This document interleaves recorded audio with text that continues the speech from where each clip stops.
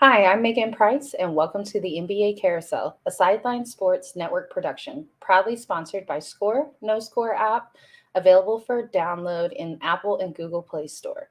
Also sponsored by Manscaped, and check out the Inscriber online magazine where you can get all your culture, technology, and sports news provided by Sideline Sports. But let's jump right into the show. We have our first rep, Will Vogel, covering the Utah Jazz and the Charlotte Hornets this week. Hi, Will. Hey, Megan.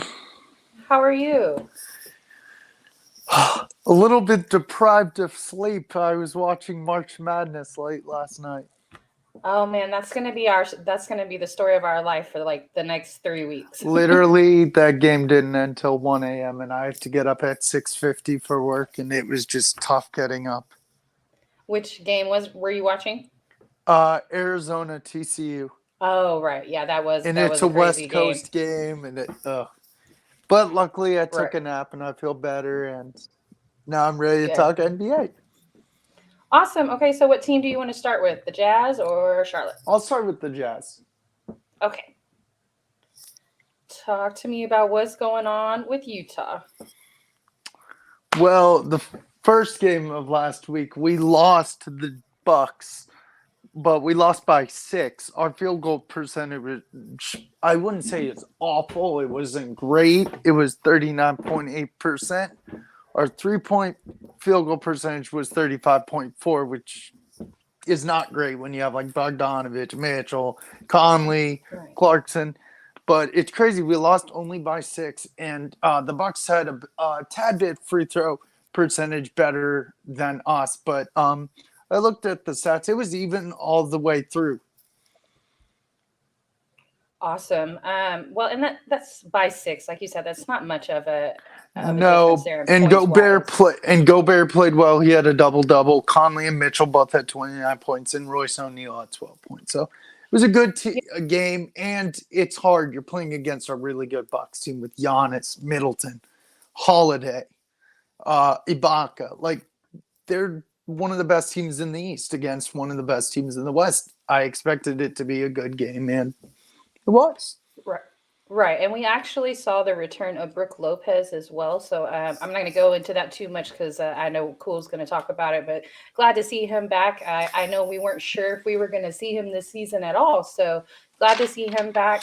And Yes, to me, huge. it kind of seemed like Mitchell was in little bit of a shooting lull the week before last. And Yeah, it we were seems like he's kind of discussing that. Yep, he it seems like was. he's kind of come out of that this past week.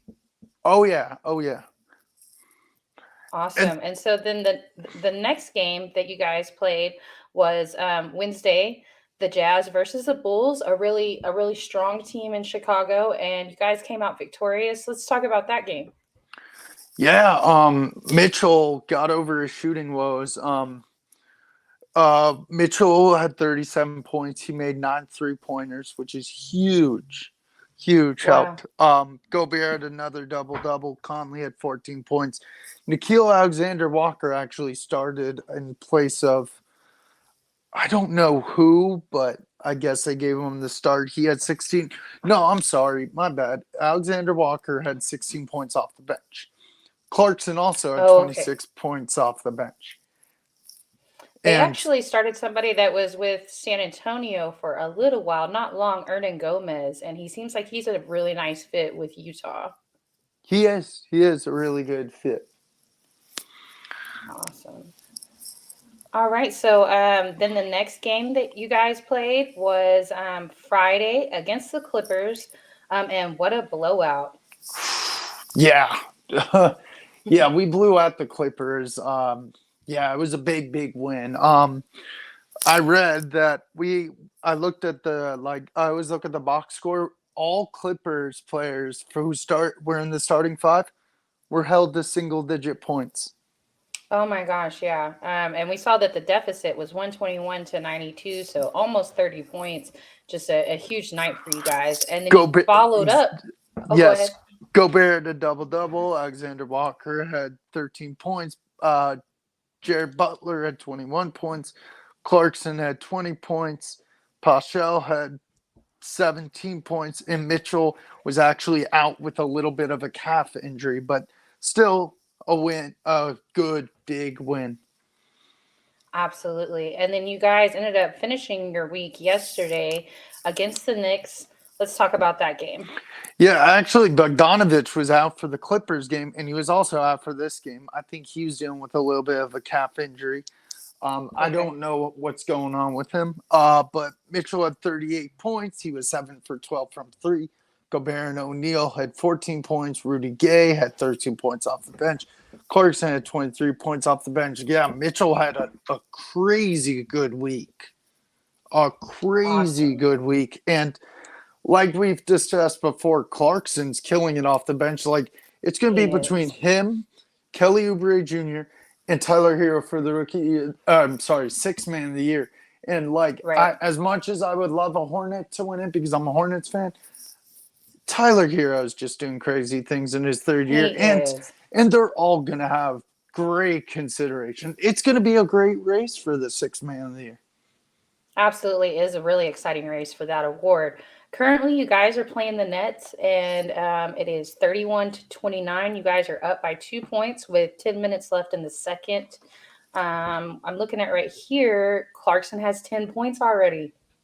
Yeah, that's huge. I'm actually watching the game right now. Yeah, it's a really good game. I think it's going to come down to the end. Both teams are playing really well. Of course, Kyrie can't play at home, but still the Nets are flirting with us. And, it's a good game. Two good teams. Absolutely. They actually the Nets picked up Dragic, who the Spurs got him in a trade, and they ended up buying his contract out, and the Nets picked him up. I have not gotten a chance to watch him with the Nets very much yet, so I'm interested to see how that goes. Yeah, I think, I remember Dragic when he was with Phoenix and Miami, and he was a really good player for both those teams. So on Wednesday, you guys face the Celtics, and then on Friday, your other team, the Hornets. Sunday, the Mavericks. So a tough little stretch right there. We know Boston is hot. We know the Hornets have kind of turned a corner, and they're pushed past that losing streak that they were on. And then obviously we know what the Mavericks are doing. So what game out of those three really sticks out as tough to you? I'm actually going to the Hornets Jazz game. That's the fun thing.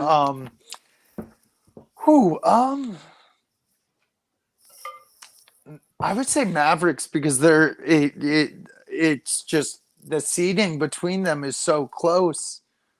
Right. And they're both fighting for like a top seed, and both of them are, I think, top 5 in the West. And it could be a potential playoff matchup eventually. Awesome. Well, let's slide over to your other team, the Hornets, who are playing right now. But let's start at the beginning of the week. Yeah, so we got a big win against the Thunder. Terry Rozier had 30 points. LaMelo Ball had 21 points. Bridges had 27 points. Isaiah Thomas had 12 points. Kelly Oubre had 11 points, both off the bench. Field goal percentage was 53.3%. 3-point percentage was 57.1%. It's just, we're back to winning basketball, and I love it. Isaiah Thomas was a huge pickup. Awesome. Yeah, I saw you guys picked up a second 10-day. And so I'm anticipating you guys will probably re-sign or will sign him for the rest of the year. Is that what you're thinking? I'm thinking we should. He's balled out really well, and he meshes with the team real well. Awesome. Then you guys played Atlanta on Wednesday, and that was a victory for you guys as well, 116-106. What stuck out in that game? That was crazy. Plumlee had a double-double. Ball had a double-double. Rozier had 18. Bridges had 18. Montrezl Harrell 20 points off the bench. And this is what stuck out to me, and it was crazy. I was like, I had to read it 3 times. I'm like, no way, this is real. We held Trae Young to 9 points, and he was 0 for 6 from 3. 0 for 6. Oh, wow, that's huge. Awesome. That's just insane. I was like checking. I was like, am I reading that right? But yeah, that was that's crazy. Okay, and so speaking of the Mavericks, you guys played them Saturday, and a big win for you guys. You had 21 points over the Mavericks. It was 129 to 108. And talk to me about this game. Yeah, I actually was lucky enough to go to this game in person. It was Very cool. insane. From start to beginning, it was insane. Bridges had 23 points. PJ Washington had 21 points. Rozier had 18 points. LaMelo Ball had 17 points. Oubre had 17 off the bench. Harold 13 points off the bench. Isaiah Thomas, goes that man again, had 11 points off the bench. Field goal percentage was 50%. Washington was 5 for 9 from 3. Bridges was 3 for 5 from 3. Rozier was 4 for 7 from 3. Ball was 5 for 8 from 3. So we were clicking on all cylinders. The only thing the Mavericks had to fight against us was Luka Doncic ended with 37 points. But other than that, we held our own. Like, I was expecting Dinwiddie to play, but then I was talking to a fellow fan, and he said, yeah, Dinwiddie doesn't play back-to-back. So we were fortunate not having to deal with Dinwiddie and Doncic, or else it would have probably been a single-digit win or a defeat, or you never know. Right. Well, I know that he's coming off a season. Last season, he tore his ACL, I believe, while he was before the season started with the Nets, and then he ended up getting traded to Washington in that 3-team trade, whatever. Or he got picked up at the end of the season, I think. And just coming off of that big of an injury, I'm sure that's why that they don't do back-to-back games with Spencer. And you know what? That's smart. I give credit to the Mavericks. That's smart. And I feel like every player who comes off a horrific injury like that should do that, because you could re-tear it. Absolutely. And it's in weakened condition once you've already done that. So currently it's halftime. You guys are playing the Pelicans. They're up 6. It's 49 to 43. And the Pelicans are an interesting team. They're fighting to get into the play-in tournament, and they're doing pretty well since the trade deadline. So right now we see that Rozier has 10 points, and then Thomas has 11 points, like you were talking about. He's just really playing really well for you guys. And then upcoming this week, on Wednesday, you have the Knicks. Friday, you have the Jazz, like we talked about. And then Sunday, you have the Nets. Monday, the Nuggets. So if there was any of those games, which one would you pick to be the toughest game? Jazz is going to be really interesting because you have to lock down Conley and Mitchell. That, I think, will be a really good game. Nets, I don't remember if that's home or not. So that just depends if Kyrie plays. And I hope Brooklyn. Okay, good. Because I was praying. I'm like, he better not drop 50 again on us. And then the Nuggets are a really good team, and they're still waiting to hear from Murray and PJ. But if I had to say the hardest one, I would say. Honestly, it may sound crazy. I would say Brooklyn, because you got KD and those guys. But the last 3 games, the Jazz, the Nets, and Nuggets, that's a tough 3-game stretch, because Nets are fighting for a better playoff spot. The Jazz are one of the best teams in the West, and then the Nuggets are one of the best teams in the West, and you're facing the reigning MVP. Absolutely. Well, good luck on your games this week. Thank you so much for covering both teams, and let everybody know where they can find you and where they can follow you. Sweet. Thank you, Megan. You guys can find me here on Monday nights covering the Hornets or the Jazz, or maybe both. Thursday nights, Sip Off, hosted by Megan Price, Anthony Brown, and Jahan Phillips. And Sunday nights, Jacob Kristner, Dom Darubis, Jay Nelson, and I are covering basketball 2000 and back. Basket Bros. Check it out. I really enjoyed y'all's episode last night, and I will definitely be watching this upcoming Sunday. We will see you back next week. We're going to be more organized. Don't worry. No worries. No worries. It happens like that. When I first started my own show, it took some time. We had to bump our heads and figure it out, and I'm sure you guys will figure it out. Oh, yeah. Congratulations on your show. Thank you. I will see you next week. Yep. All right, guys, we're going to go ahead and slide over to our next rep. We have Jordan Long covering the Phoenix Suns. Hey, Jordan. Hey, Megan. How are you? I'm good. Awesome. Well, let's talk Phoenix Suns. Well, we're having good news with Chris Paul. I heard he may be back possibly this week, but for sure by the end of April, or by the first week in April. So that's pretty good news. I mean, he's progressing, so that'll help. Right. I saw where you guys are at, like, winning percentage wise, when you have Chris Paul, you're at like 823 or 0.823. And then without him, you guys are at like 7 something. So it does make a difference when Chris Paul is on the floor.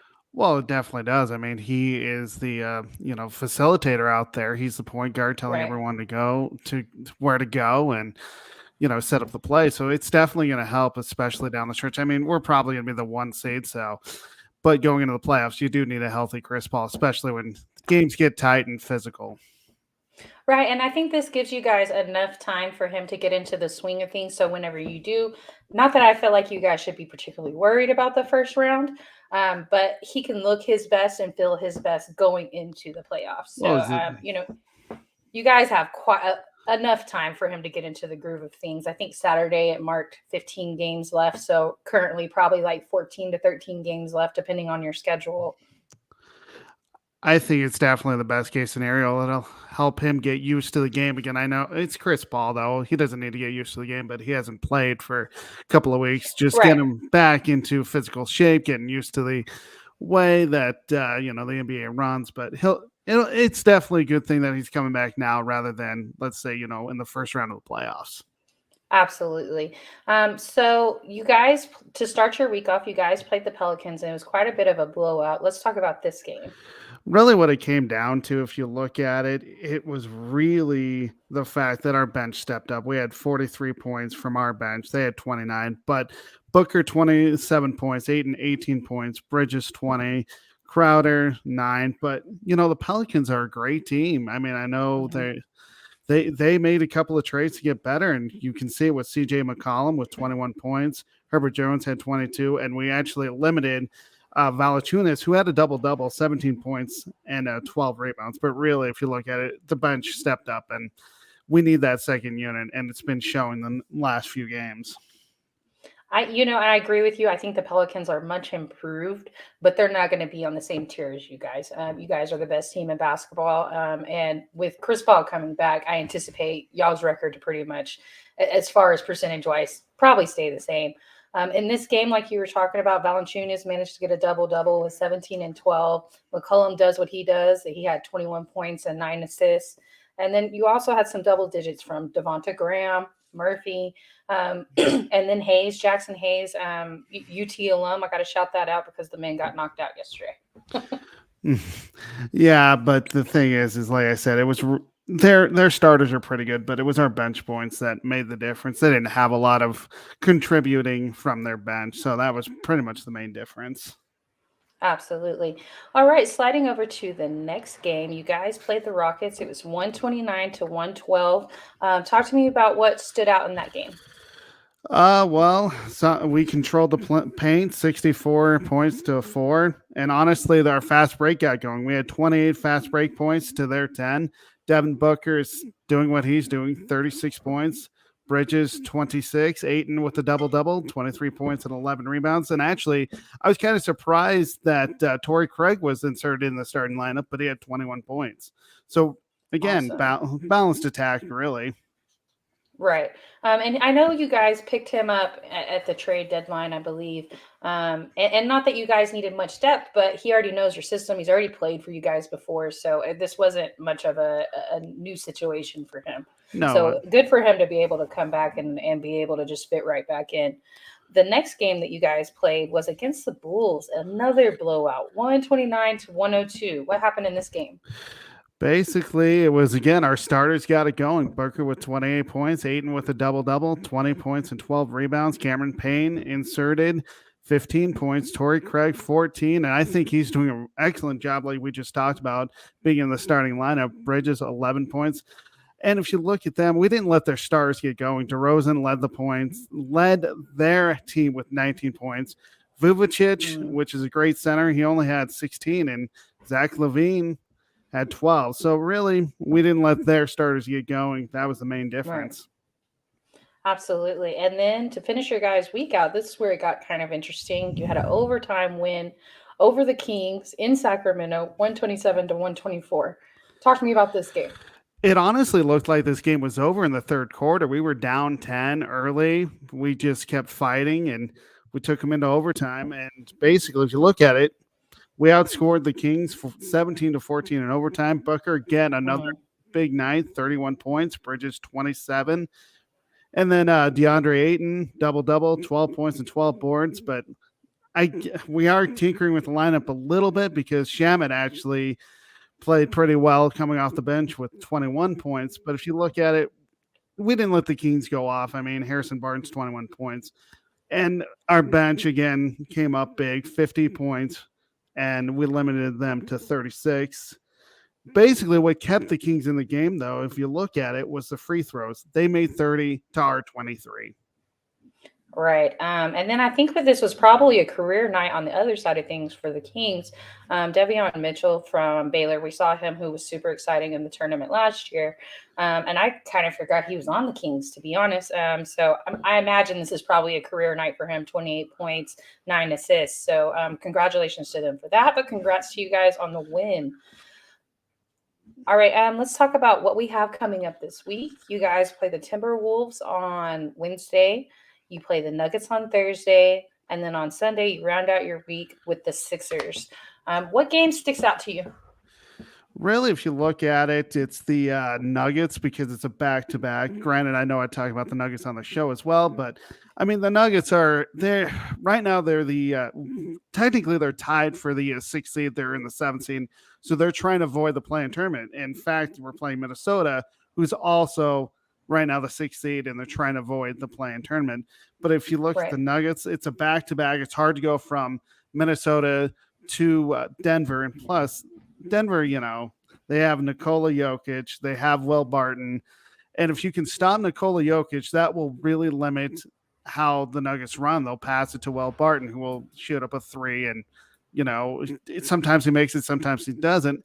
Aaron Gordon's a good low presence, but sometimes he's off. So basically, if you limit Nikola Jokic, then you're doing well. But they have their bench with Austin Rivers and Boogie Cousins, which you have to key on Boogie so he doesn't go off for three, and you have to box out. It's a tough game.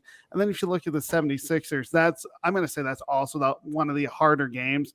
Yes, it's a back-to-back that I just talked about, but this is actually the first game home from a 3-game road trip, and that's usually the toughest game just because you're at home, you've been on the road, you're getting comfortable back in your own bed, your own house, especially in your own building, and sometimes you just don't play well. And I pointed that out last week when I was covering the Denver Nuggets.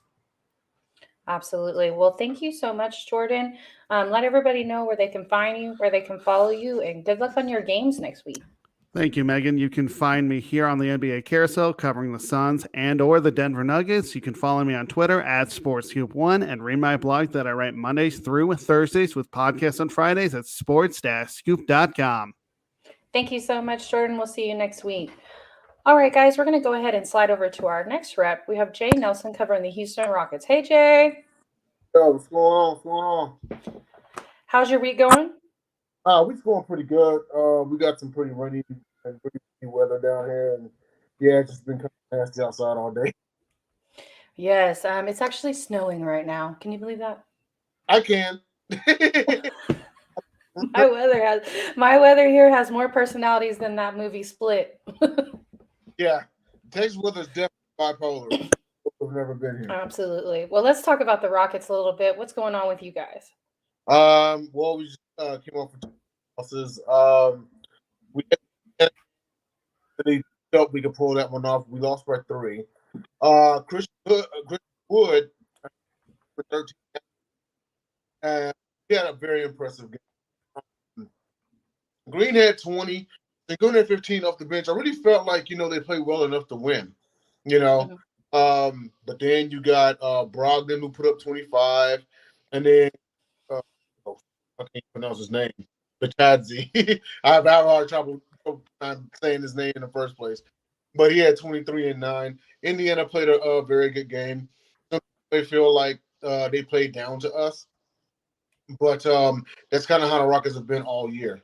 Like, we just Right. guys, and then like it's about closing it out, and that's going to be the big. I'm going to bet you it's going to be one of the big things talked about during the off season with the coaches. It's like y'all, it's like we're so far away, but we're also so close. Right. And Well, I know that there has been some good stats about Green, some stats that he's put out. They're really good. I think you guys are. I think he's had double digits or 20 plus for several games. Is that correct? he did, except for the next game I'm going to say. But he did have a nice little. Ever since injury, I felt like he's been playing, exceptional. Awesome. Aside from the egg. But no, I think I really think that, and maybe this is something that for when now mode you want to build your big three with like. But what about if you have some time to buy? What about the concept of building a big three with all youngsters? I'm talking about guys that are in like first day, Right. Problem is fans nowadays are impatient, Right. those that have a long tradition of winning, shoot, me and you are both University of Texas fans, Right. But I mean, you're realistic. Like like the Spurs are starting over and whatnot. But how many people in San Antonio really are all like, I don't know, because you're so used to that run with. There are a lot of impatient fans, and I see it in all the Spurs groups, and they're ready to tell Pop to kick rocks. Like, are you serious? Like we're not gonna kick out our, one of the greatest coaches of all time. We're not going to kick him out because we're having a down couple of years.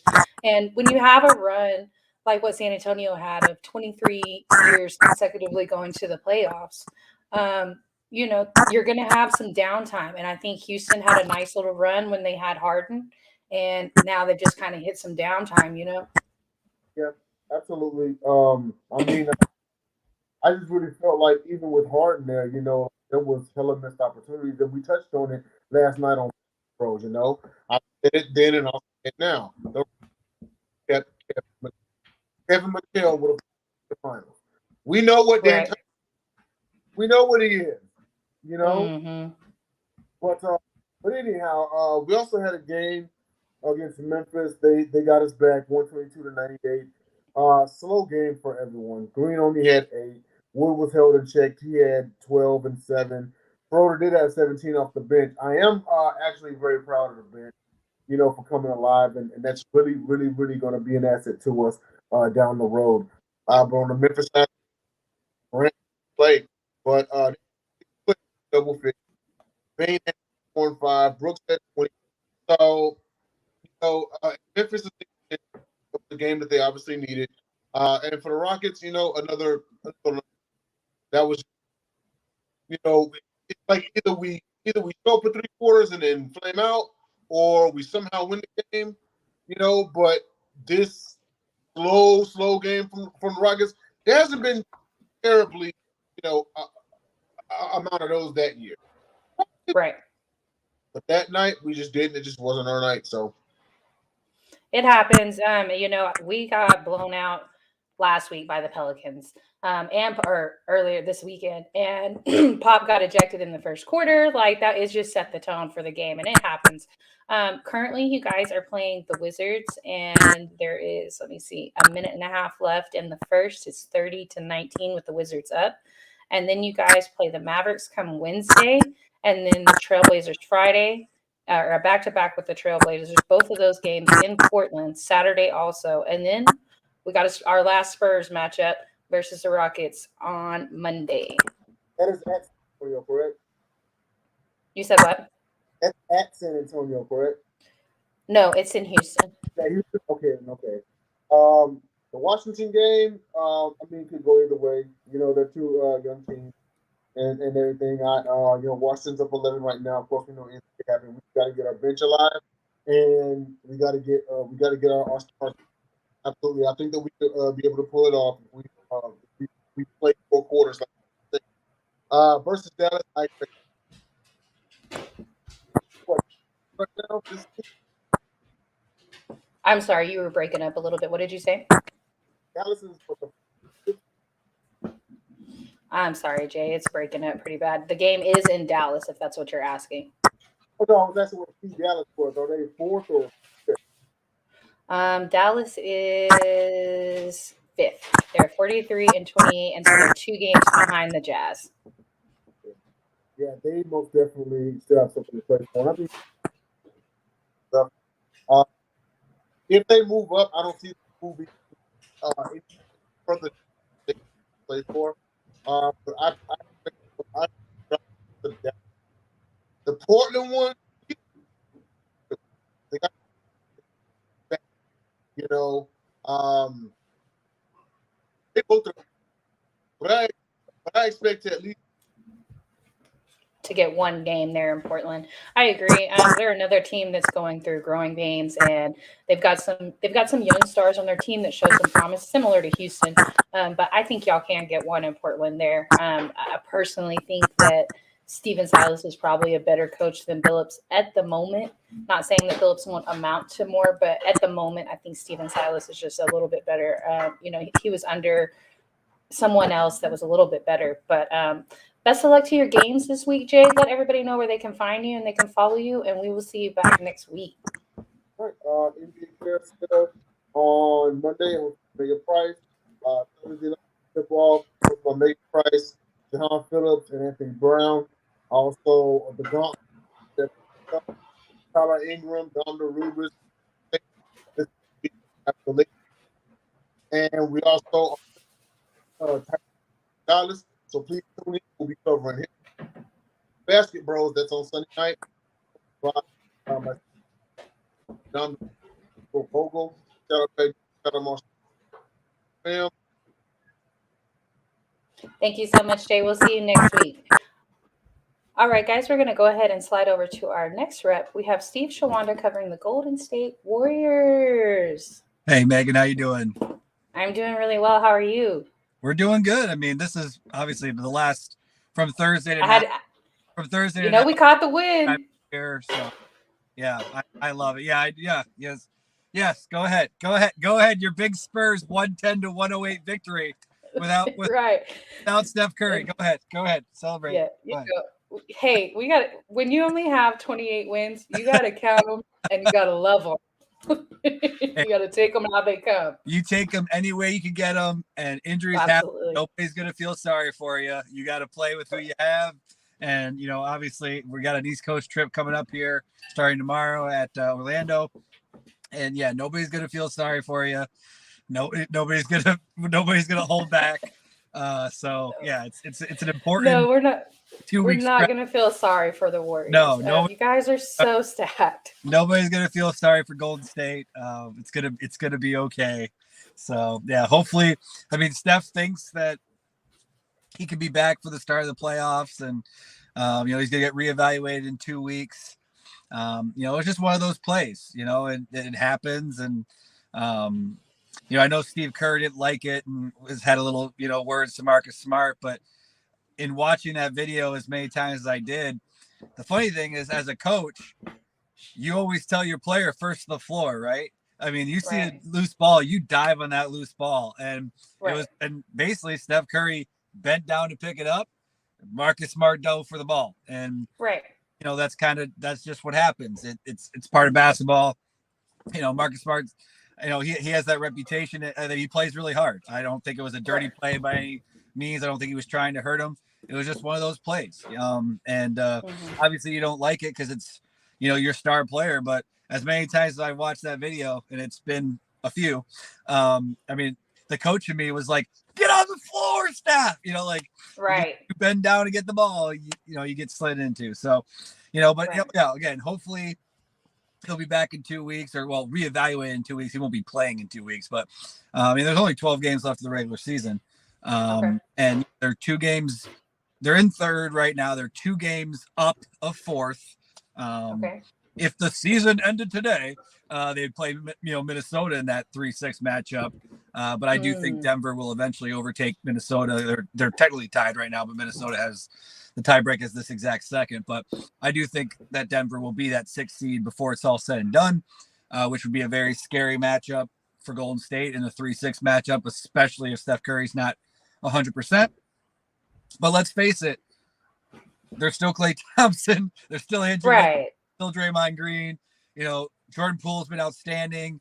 Kevon Looney is good for defensive rebounds and maybe 4 to 8 points here and there. Porter's been good. Kuminga's been great. The biggest thing is, Iguodala is still not healthy. He doesn't have a timetable to get back. Gary Payton second. He was questionable yesterday. They ended up not playing him. I think they're going to play him tomorrow because they're going to need him to play even more. So I expect him to play tomorrow. But then, of course, more bad news with James Wiseman. Right. Yes, I heard he had another setback. G-League games, was averaging a double-double, was back practicing with the team, with the Warriors, thinking you're going to get close.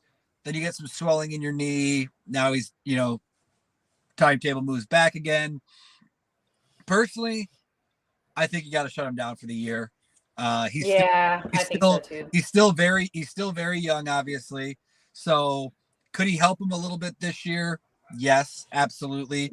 He's not going to set the world on fire. It's not like he's, I think I said it last week. It's not like he's Hakeem Olajuwon. Like, he's not going to save the world, but he can help you a little bit. But I think long term, you sit him for the rest of the year. You let him get healthy.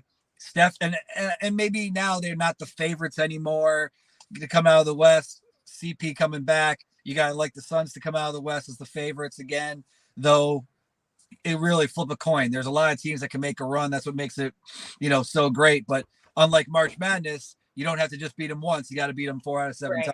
So usually the better team eventually wins. But, it's going to be a fun, 8 weeks or so that we got left here.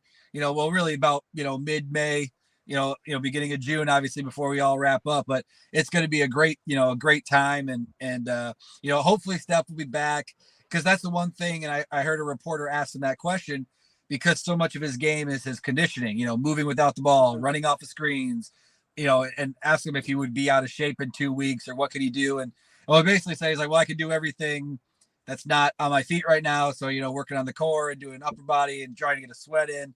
And he was pretty confident that he's not going to be out of shape, not running for 2 weeks, which obviously he won't be out of shape, but he definitely won't be in basketball shape. It's going to take a little bit, where you would like an extra day or two, or maybe at least one game of the regular season of him to play before you're just, thrown right in, in the playoffs. But, you got Orlando and Miami in a back-to-back tomorrow and Wednesday, at Atlanta on Friday, so, this little road trip here. And then when you come back to the road trip, which ends at Memphis, by the way, who's going to probably jump them.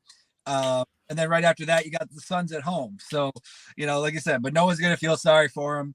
Klay Thompson's he had 26 the other night, or 24, and Jordan Poole had 28, whatever it was. So they were right there, and, the Spurs were able to sneak out a win. But, you still got to feel that between Klay, Wiggins, and Poole, if all three of those guys get around 20, Draymond gets around 8 to 10, Looney gets about 6, Porter, Payton, Kuminga, JTA, they should still at least be competitive. They're not absolutely, it's not like they're going to be come down and just not be able to win a game. So, and I think with Draymond, because, if he's in the entire game, he makes a huge difference. But we saw last night that he got ejected. And I think this was more a power play, as we haven't seen Draymond in a while.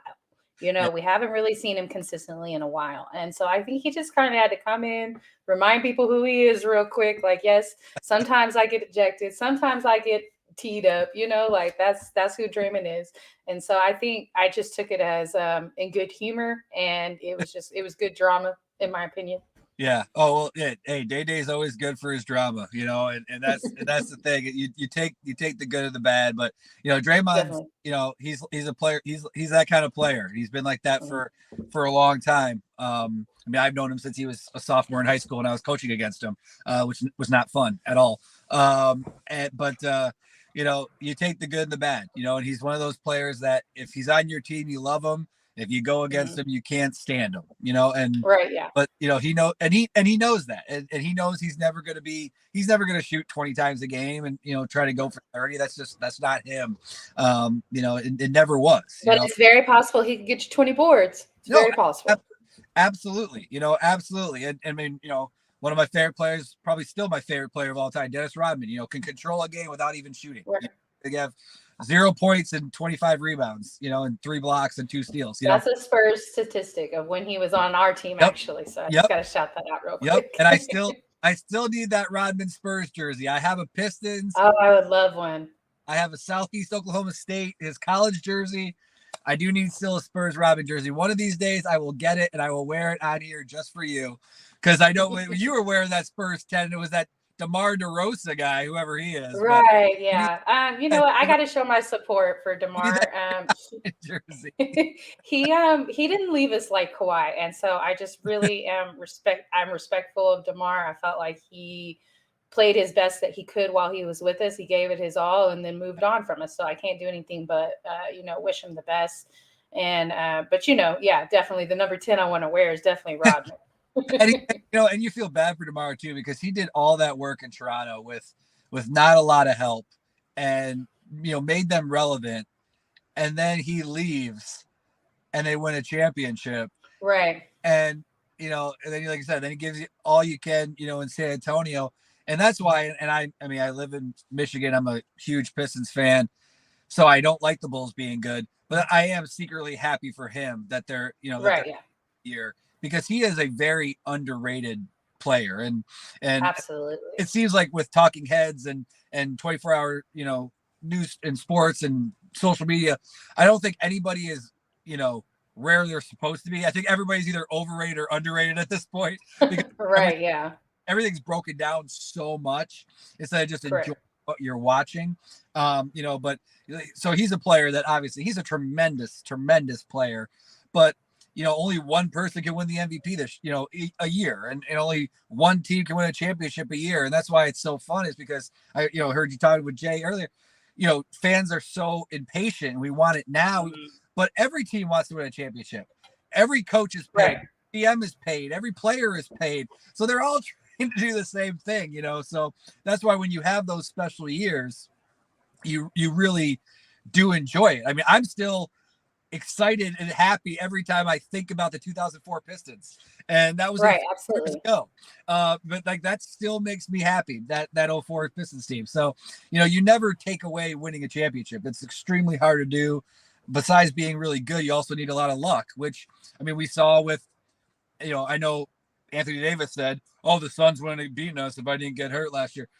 But you need luck. You need some injuries. Sure. To go your way, all to bounce your way. There's thousands of what ifs. Maybe in those 2000 basketball bros, we'll talk about the great what ifs about whose injury impacted the NBA more and all that stuff.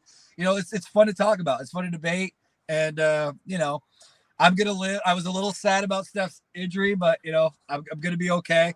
It's gonna be fine. It's gonna be fine. I got college games to watch, so I'm gonna be okay. I definitely will be watching that Memphis game, because I believe that if you guys lose to them, they swept you this season. I could be wrong, but I think I'm right. I don't think that they've won a game against Golden State's won a game against Memphis. Is that right?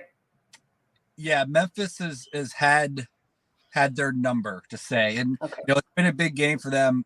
Obviously with Steph, it's a big game for John Morant. He's kind of hey, I'm coming. And obviously he's not coming. He's here. Obviously, if you don't, right, yeah, absolutely. If you don't appreciate the greatness of John Morant, like you're missing it. And I've loved him for a couple of years in college too. Because I went to Central Michigan, so it's a mid-major. So I always love the non-Power 5, studs playing well. So, absolutely, yeah, John's coming. They're probably. I think they'll probably get the 3, and Golden State will be at the 4, which won't be the worst thing in the world, though. Man, if he can get healthy and we have a Steph versus Luka first round matchup, that'd be fun. That'd sell some. That is nice too. Let's sell some tickets, have some nice TV ratings. Absolutely. Well, good luck on your games this week. And Steve, let everybody know where they can find you and they can follow you. Absolutely. Obviously, biggest thing for Warriors games, just everybody get healthy, please. Just everybody get healthy. But yeah, right. You find me every Monday on the NBA Carousel, mostly talking Warriors. Every so often, I'll throw in the Nets if something fun happens in the soap opera that is the Brooklyn Nets. And then just find me on Twitter, All Eyes on You Hoops, just the letter U, All Eyes on You Hoops, and talk to me about hoops. It's basically, it's all my life is, besides getting my kids to activities, is watching basketball. So. Absolutely. Well, thank you so much, Steve. We'll see you back next week. Absolutely. All right, guys, you too. All right, guys, we're going to slide over to our next rep. We have Cole McCain covering the Denver Nuggets and the reigning champs, the Milwaukee Bucks, reigning and defending. Reigning and defending. Love it. Love it. Absolutely. Not loving. So, how's your? I'm good. Go ahead. No, go ahead. Which team would you like to start with? We'll start with Denver. We'll save the best for last. Okay. Unfortunately, yeah. All right, so let's talk about Denver. You guys, to start your week off, you guys played the Sixers, won that game 114-110. And talk to me a little bit about that game because it was obviously a close game. So I'm really confused about Denver right now. I don't know if we want to win games or not, or if we want to be consistent or not, right? Because in that particular game, one of the better performances by guys not named Aaron Gordon or Nikola Jokic, in the past couple of weeks. You had 11 from Monte Morris, 20 from Will Barton, 21 from Bones Highland, 10 from Jermichael Green, and then DeMarcus Cousins dropped 8 as well. 5 from Forbes, 4 from Rivers. So you kind of had a game where you had some other guys step up and do what's going to be needed to, play in the playoffs or to even get out of the 7th seed. I think the big thing is in every game is it needs to be that type of production. It needs to be hustle on defense, go hard, 50-50 plays we've got to have. And at this point in the season, we have 10 games left for Denver. Jamal Murray's not coming back. Michael Porter Jr. is not coming back. They may be assigned, they may play a few games, but they're not going to be ready to handle playoff intensity basketball, in their first 5 to 10 games, back playing. So at this point, you are what you are. So it's time to button down the hatches. Guys have got to step up and do roles. Deshaun Highland, great game that game, amazing game. We need more of that on a consistent basis. Seeing Brian Forbes have big games, which this wasn't one of his big games, but seeing him have big games is going to be crucial. Aaron Gordon, this was an off game for him, but so many other people picked up the slack. But this is a guy that has to produce. He's asked to do a lot defensively, but if you want to go anywhere deep in the playoffs, we're taking championship off the table. Let's just be real. We're taking championship off the table. You don't have your 2 best players, 2 of your 3 best players. You're not going to get it back. So let's take championship off the table, but let's see if we can make a deep run, get these guys some experience, maybe get hot and make something happen out of nowhere.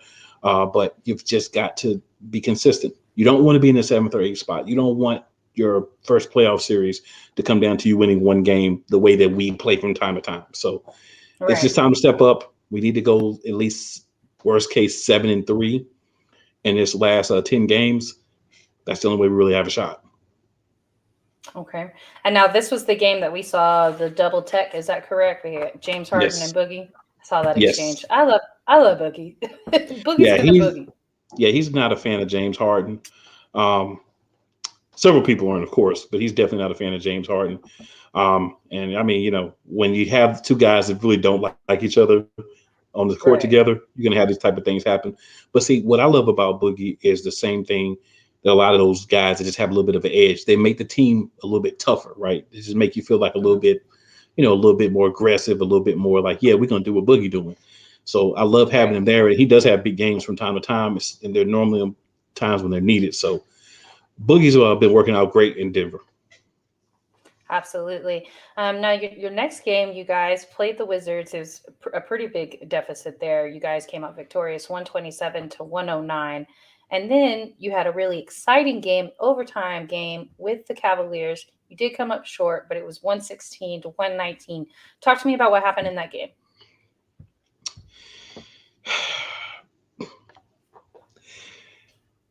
Cleveland is a good team. Denver, I think, is a good team. I wouldn't put either of them as a great team yet, just good teams. Matched up really well. Gordon actually dropped 20 in this one. Jokic dropped 32. Cousins had 12 off the bench. Highland had 17. Barton had 10. But a lot of missed opportunities, some defensive lapses. You don't give Cleveland a buzzer beater from 3 when one of the better shooters has the ball, and we did. Right. I mean, Cleveland was a better team that day. They were. Yeah, we saw on the really, other side of things. Markkanen had 31 points and 10 rebounds. Mobley had 27 and 11 rebounds. And then Garland had 25 points and 14 assists. So they had huge point production from 3 players. But then they still also got 12 from Kevin Love and 10 from Carousel.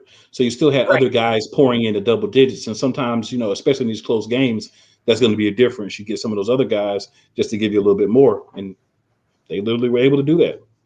And that's why they walked away with a victory. And then you guys played the Celtics yesterday. Rough loss, 124-104. What do you think was the biggest problem in this game? There was 2 big problems in the game. Their names were Jason Tatum and Jaylen Brown, and they did whatever they wanted to do. Ooh. Like, literally, this game was not a game from the first quarter. Like, this was not a game. They were only up 33-27 after the first, but, yeah, it was already, Rough loss. And there's just some games when you guys are going to be off. That happens with every single team. Tomorrow, you guys play the Clippers. On Thursday, you play the Suns. And then Saturday, you play OKC. Monday, Hornets. Which game sticks out to you being tough? Clearly, the Suns is the toughest. I think the Hornets are a tough game, too, because they're fighting for just their playing game life. But I think the Suns game is going to be the toughest. It's weird because it seems like we seem to get up for those games, right? But then when you play like the Thunder, the Clippers, even the Hornets, it's kind of like they let the foot off the gas. Maybe some guys don't show up like they need to. All these games, like I said, these last team games, everyone's goal should be to win every game. We start tonight with the Clippers. You can't win every game, but we have to go out and try to win as many as possible because you're at a point in time where it's like, look, we either win or we go home. Because at the end of the day, if you lose 5 of these 10 games, you're going to stay in that playing game range. And like I said, with the inconsistency that we have from game to game, you don't want to be in the playing game if you're Denver. You do not want to get to that spot. Absolutely. All right. Well, let's slide over to your other team, the Milwaukee Bucks. Now, you guys started off your week with playing the Jazz on Monday. You came out victorious 117-111, so a pretty close game, and you beat them in Utah. Talk to me about what happened in that game. Chris Middleton and Giannis decided that they needed to get that win, and they would have got it. That's pretty much what happened in that one. It was a good overall performance. You also had Drew Holiday drop 29, so he actually outscored Middleton, but Middleton's defense and timely shooting is something that's always very important. Also, if I remember correctly, that was a game that Drew Holiday really felt like he was a little bit challenged by Mike Conley. So he really went out and wanted to take it to the veteran and let him know that, I'm not a pushover. But that was basically a Drew, Giannis, Chris Middleton game. No one else even scored in double digits in that game. Grayson Allen did have 9 off the bench. A couple of guys with 6, Wesley Matthews, and Brook Lopez is actually back. I saw that. Yeah, so that was exciting. I didn't know if he was going to get back. I actually didn't think he was. But he's getting back and he's getting some minutes. He's not obviously going to be in the starting lineup at this point because he's still working on getting himself together. And I think that's where you got to kind of look at. That's that cutoff. When you get to – they have 11 games left, by the way. So they have extra game left than the Nuggets do. But when you start getting to about 7, 8 games, if they're not back by then, they're not coming back because there's no way to get in playoff shape. Or if they do, they're not going to be able to be themselves. So I think you kind of have to look at your roster now and say, we got 10, 11 games left. What we have is what we have. Unless you have someone that like a Steph Curry or someone who may be able to come back, because it's a mild injury, but they're going to have to, rest it. But you have guys that haven't played all year, have played just a few games at the beginning of the year. If they're not back by now, you can go ahead and count them out of your future plans, and it's time to go get it.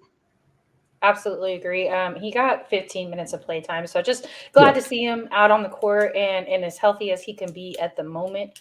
The following game, you guys beat the Kings on Wednesday, 135 to 126. The Kings is a team that has improved since the trade deadline. Saw Sabonis go over there, and they were able to mix up their guard situation over there because they had a plethora of guards.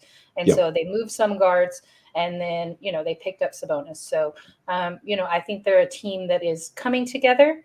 I don't know if they're going to do anything this year, obviously. Like you said, there's 10, 11 games left. There's not a whole lot of room to move, but they gave you guys a fight. It was only a 9-point deficit. Yep. What stuck out to you in this game?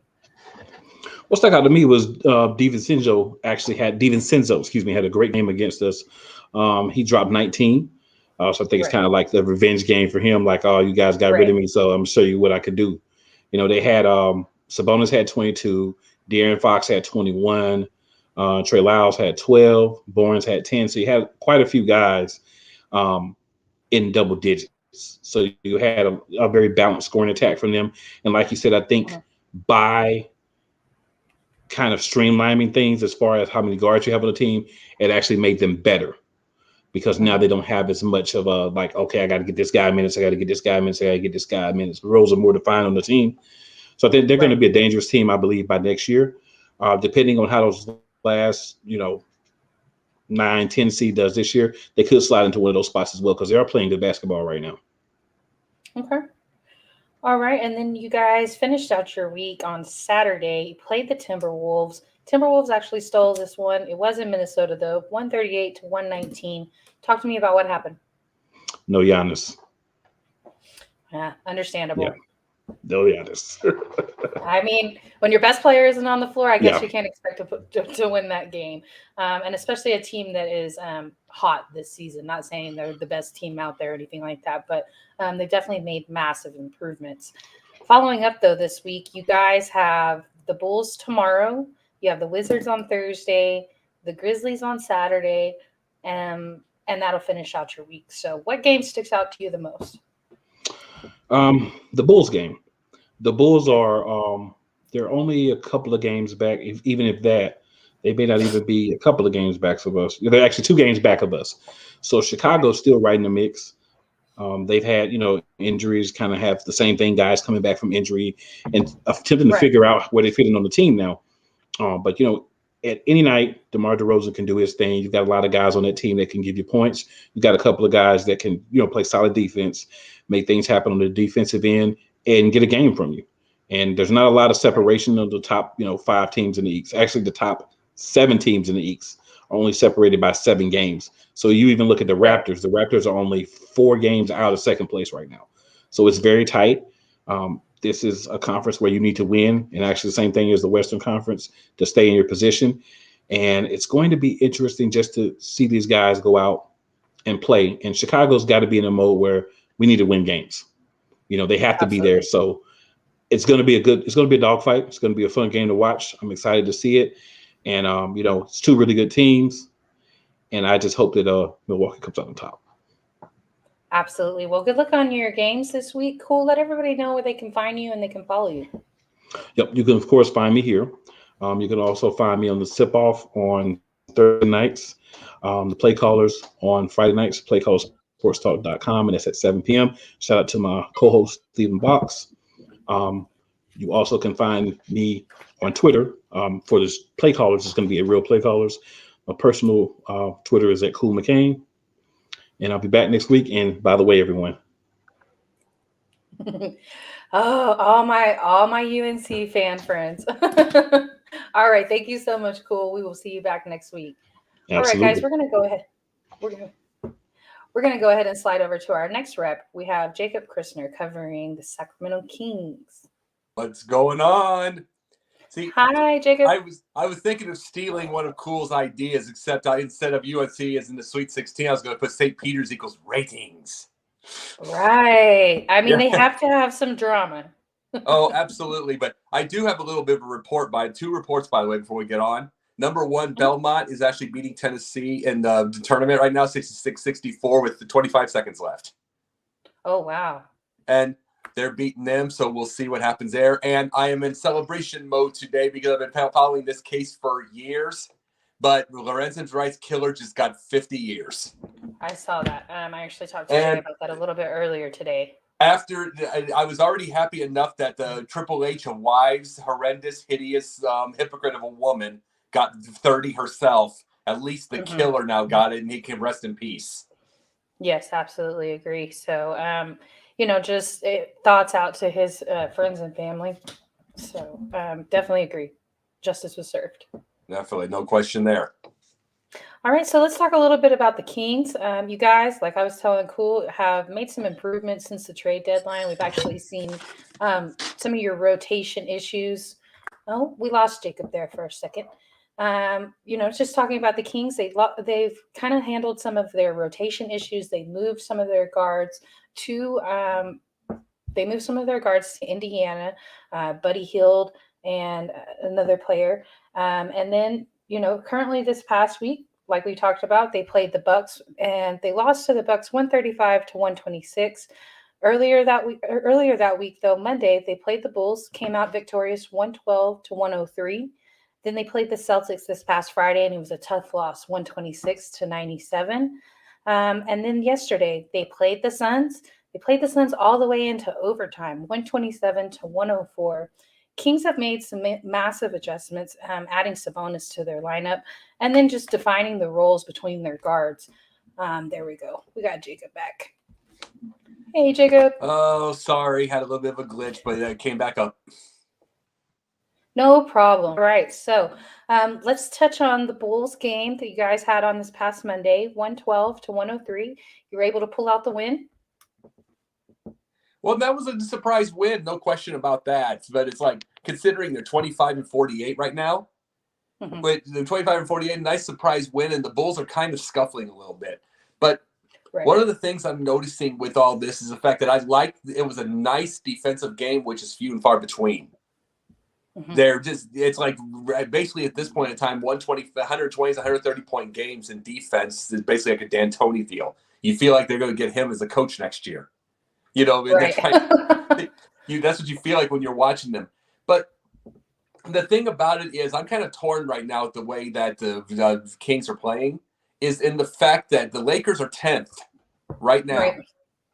Lakers being 10th right now, even though I was the one that said to you they can play out their string and then they've got a teacher as a coach, at the same time, the Lakers are so bad that, and I mean, I'm rooting for your Spurs, but I'm rooting for anybody. They're 6 back with 9 to go, and they're still around.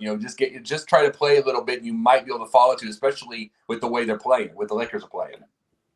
Right, and I think at this point in time, your team, my team, I think we have to start thinking about what we want to do in the draft. And I mean, I know that it's a few months away, but I think it's just something that we need to start preparing for is, the upcoming season and, what direction do we want to go with it? And while I know within my coach, he's always going to want to be competitive regardless. So they're going to try and aim for the play-in tournament. And I would expect the same out of Gentry as well. So, I know that you guys would probably try and go for that. And out of those teams, okay, you got the Pelicans at 9, the Lakers at 10, Spurs at 11, and the Kings at 12. I think the Kings have, the Pelicans look good. They're going to make the play-in tournament. But out of those 3 teams, I think the Kings look the best out of those Lakers, Spurs, Kings. Well, it's just because of the close games. There's a lot. They had a close game against the Bucks. They beat the Bulls. It looks the best. But at the same time, I can't turn down anything with the Popovich. I can't turn that out either. His teams are always capable of a quick run. Always, no matter how much they struggle, no matter how young the teams are, he is capable. There's no question. And the thing is, can the Lakers hold it? I mean, it's so funny. It's 3 games with 9 to go, but can they hold this off? This might be the most embarrassing season in NBA history if they don't even get to play it. Absolutely agree. And, we're having stories and rumors of leaks of what's going on in the locker room. And so it's a lot of drama over there. Whereas with Sacramento, it's starting to look like you guys are actually building something. It's been a while. We knew that you had good pieces. Even last year, there were some good pieces. It just wasn't gelling together. And then now, since the trade deadline, it seems like there's a lot of hope over there in Sacramento, whether it be for, getting into the play-in tournament or what you're going to be able to do next season. So who do you guys play coming up this week? Let's see. To get to this right here, gonna take this right now. Gonna work to this. But no, bringing up what you were while I'm checking on that real fast. No While I'm problem. checking on that real fast. One of the biggest things. Remember, I started following the Kings over the year was because they have the most forward-thinking business aspect. Right. So it's like very well that they're going to start spending money if they have that. But now the question is, are they going to eventually go to Las Vegas? Interesting question. I think Las Vegas is an excellent market. They have a great WNBA team. We know what's going on with their NFL team. They've had an interesting free agency as well. And, they have an excellent hockey team. So I think that's exactly what Vegas needs is an NBA team. Yeah. Oh, baby. Well, see, the thing is, it's about the only thing they need left. They've got everything else. They've got the Right. WNBA. They're probably going to get Major League Baseball eventually, Interesting. Well, anyway, they would got love the to see that. Pacers this week. Okay. They got the which is funny because it's like Doma's going back home. Right. Yes. Doma's going back home, and it's like it's two teams that are. See, the Pacers are pretty much gone, and the Kings are trying to go for their life for the play-in game. So, Right. but this was what was telling me. This was what reminded me that remember I was telling you during that trade deadline. You used to see trade deadlines with a good team with a bad team for picks, and now you're seeing two bad teams going for the 10 speed, the 10 seed. You know what I mean? Sure. 10 speed. That's like Very a bike. Sure. But no, but you'd see something like that. But it's like now it's such a changed world that 4 other teams have chance. Like 8 teams have a chance for 4 spots. Absolutely. And it's such a tight race over there in the East. So things are interesting for Indiana. You guys will play Orlando Magic on Saturday, and then you'll finish out your week playing Miami in Miami. Obviously, that's going to be your toughest game of the week. I like the possibility of 2-1. I admit that. Okay. I like the possibility of 2-1. It's like it's one thing. The Pacers are just basically playing their string out, and the Kings can steal that. They can steal a road game. And then Orlando's awful. Orlando's awful, and they're going for draft picks. It's like they're trying to improve, but I mean they're terrible. But it's like Miami. See, the thing about Miami is the fact they're trying to keep a 1 seed, so that should be about a 30-point win. Right. Yeah, absolutely agree. But, like you said, the idea of a 2-1 week, it sounds appealing as a Spurs fan. So I know it sounds appealing to you as well. Well, it's appealing. That's pretty appealing, but it's like at the same time, what I'm looking at the Spurs. I'm looking at the Spurs before I even look at the Lakers. See how far, because the Spurs had to lose for the Kings to be able to get up. And it's like someone's going to get hot because it just feels like that the Lakers, it just feels like, I don't know if it's going to happen or not. I'm not going to make predictions. Right, yeah. But it feels like the Lakers could just sink down with 9 games left. They could sink into that final, out of the whole thing completely. Absolutely agree. And I mean, that might be the storybook ending that we all kind of wanted to see out of this season. Just as a Spurs fan, I'm not a Lakers fan, and I definitely don't hate on LeBron's talent, never have, but just the project that he put together there. Like, I think we all knew it just wasn't going to work out. So, I really believe that they're tanking Vogel. Yeah, very good possibility. I think they're tanking Vogel badly, and see, the thing is, they're going to realize if it was Ty Lue or if it's anybody else that they wanted to put in there.